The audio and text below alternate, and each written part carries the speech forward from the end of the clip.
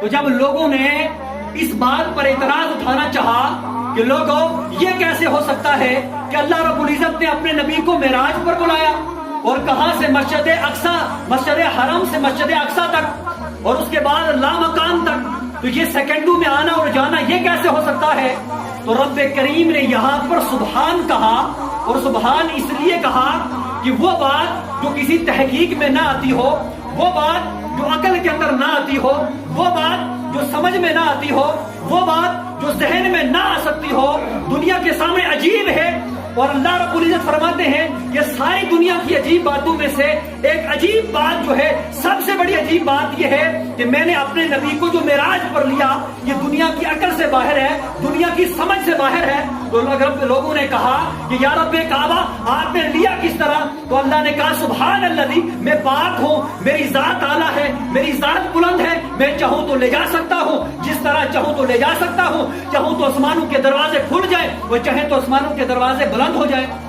اب اللہ پاک نے اپنے نبی کی اس جو معراج کا واقعہ ہے، اب موسیٰ علیہ السلام کا اگر معراج دیکھو گے تو ایک ہی بات اس کے اندر عجیب آئے گی کہ موسیٰ علیہ السلام نے جب اللہ کی بارگاہ میں التجا کی کہ میں آپ مجھے دیدار کروائیں، تو آپ اس کے اندر جب اللہ رب العزت کی بارگاہ میں دیدار کے لیے موسیٰ کعبہ طور پر گئے، 40 دن عبادت کی، 40 دن روزے رکھے، ننگے پاؤں بیٹھے رہے۔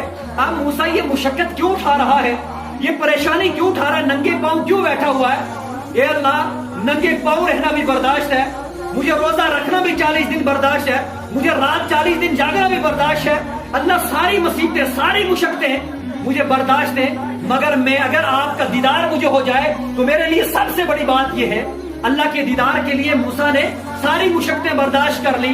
اب جب 40 دن کے بعد اللہ رب العزت کی بارگاہ سے دیدار کروانا تھا تو رب نے جواب دیا موسیٰ تو مجھے دیکھ نہیں سکتا ہے۔ اب موسیٰ نے التجا جب کی، بار بار کی، تو اللہ رب العزت نے اپنا نور کی تجلی، اب کتنا نور اللہ نے اپنا ظاہر کیا۔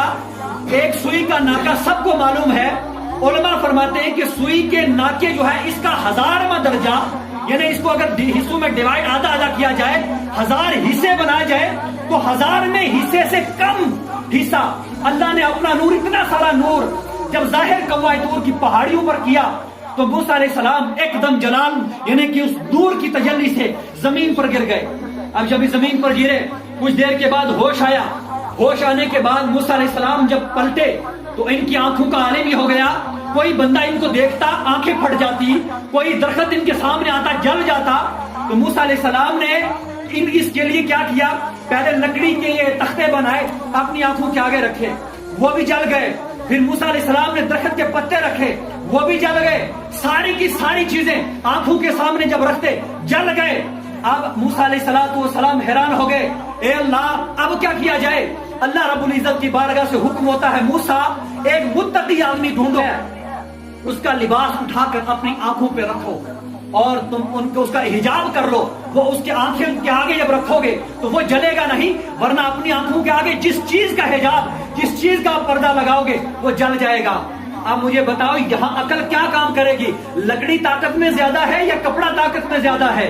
آپ بتائیے، پتے زیادہ ہیں یا کپڑا زیادہ ہے؟ پتھر طاقت میں زیادہ ہے یا لباس طاقت میں زیادہ ہے؟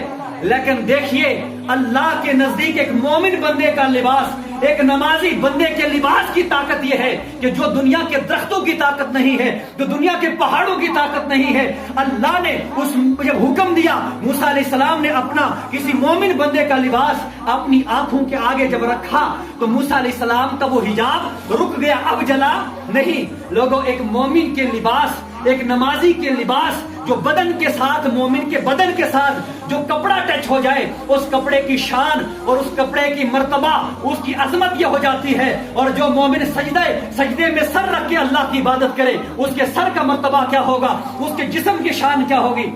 اور جب یہی موسیٰ علیہ السلام گھر آتے ہیں، ان کی بیوی ان سے عرض کرتی ہے موسیٰ آنکھوں سے حجاب اٹھاؤ۔ یہ بیوی کسے کہتے ہیں، نہ میں حجاب نہیں اٹھاؤں گا، آپ کی آنکھوں کی روشنی ختم ہو جائے گی، آپ کی آنکھیں جل جائیں گی۔ انہوں نے کہا کیا وجہ ہے؟ کہا ان آنکھوں سے میں نے اللہ کا دیدار کیا ہے، اللہ کی نور کی تجلیاں دیکھی ہیں۔ تو ان کی بیوی نے کہا موسیٰ علیہ السلام اگر میری ایک آنکھ یا دونوں آنکھیں بھی چلے جائیں تو جانے دو، میں ان آنکھوں سے ان آنکھوں کو دیکھنا چاہتی ہوں جو آنکھیں آج اللہ کا دیدار کر کے آئی ہیں، جن آنکھوں نے اللہ کی زیارت کی ہے، یہ آنکھیں آج ان آنکھوں کو دیکھنا چاہتی ہیں۔ موسیٰ اگر میری آنکھ پھٹ جائے تو پھٹنے دو۔ ان کی بیوی نے ایک آنکھ کے اوپر ہاتھ رکھا، دوسری آنکھ کھولی، اور جیسے موسیٰ علیہ السلام نے اپنا حجاب، اپنا پردہ اٹھایا تو دیکھتے ہیں کہ وہ آنکھ جو ان کی بیوی نے جو سامنے رکھی وہ پھٹ جاتی ہے۔ اب جب پھٹ گئی، موسیٰ علیہ السلام کی بیوی نے اس پھٹی ہوئی آنکھ پر ہاتھ رکھا، ان کو درد وغیرہ کچھ محسوس نہیں ہوا کیونکہ عشق الہی میں مبتلا تھی۔ انہوں نے دوسری آنکھ سے ہاتھ اٹھایا اور موسیٰ علیہ السلام کی دیدار کرنے لگی، تو جب موسیٰ علیہ السلام کی آنکھوں سے وہ نور ظاہر ہوا تو ان کی وہ آنکھ بھی پھٹ گئی۔ انہوں نے اس پر ہاتھ رکھا، تب تک دوسری آنکھ سلامت ہو جاتی تھی۔ تو یہ رب کعبہ کا نور کی تجلی ہے جو انہوں نے قبوہ طور کی پہاڑیوں پر ڈالا تو پہاڑ ریزہ ریزہ ہو گئے، پہاڑ پھٹ گئے، موسیٰ زمین پر گر گیا۔ اللہ کا نور جو تھا وہ پہاڑ بھی برداشت نہ کر سکے۔ اب رب کعبہ نے اپنا کتنا سارا نور کہ جو سوئی کے ناکا ہے اس کے 1000 میں درجے سے کم ظاہر کیا تو قبوہ طور کی پہاڑیاں پھٹ گئی۔ اب یہاں پہ دیکھو، یہاں پر میرے آقا دو عالم صلی اللہ تعالی علیہ وسلم جو ہے اللہ کی بارگاہ میں جاتے ہیں، نہ کہ دور سے دیکھتے ہیں، نہ تو شیشے میں دیکھتے ہیں، نہ تو خواب میں دیکھتے ہیں، بلکہ ظاہر حضور سامنے جا کر میرے رب کعبہ سے